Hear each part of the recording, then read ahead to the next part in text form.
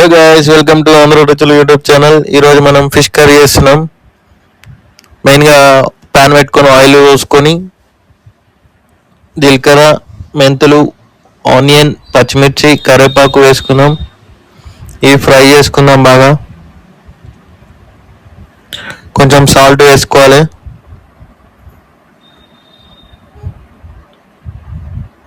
అల్లం వెల్లుల్లి పేస్ట్ వేసుకోవాలి. ఇప్పుడు పసుపు వేసుకుందాం, టర్మరిక్ పౌడర్. ఫ్రై అయిపోయింది బాగా. టమాటో వేసుకుందాం. ఇప్పుడు చింతపండు నానబెట్టుకొని పులుసు పోసుకుందాం. గైస్, ప్లీజ్ సబ్స్క్రైబ్ ఆంధ్ర రుచులు యూట్యూబ్ ఛానల్. ఇప్పుడు కొంచెం ఉప్పు వేసుకుందాం పులుసులో. ఇప్పుడు కారం వేసుకుందాం.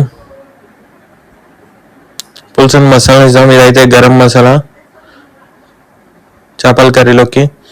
చూడండి, పులుసు బాగా మసులుతుంది. ఇప్పుడైతే ఫిషెస్ వేద్దాం, కడిగినాయి మంచిగా. ఇదైతే రవ్వ ఫిష్ ఉంది. ఫిషెస్ అయితే బాగా కడుక్కొని వేసుకోవాలి, ఎందుకంటే స్మెల్ ఉండదు. ఫిష్ కర్రీ అంటే స్మెల్ లేకుండా బాగా వాష్ చేసుకోవాలి. ఇప్పుడు బాగా ఉడికింది కర్రీ అయితే. గరం మసాలా వేసుకుందాం. ఇందాక నేను చూపెట్టాను కదా, స్పెషల్ గరం మసాలా.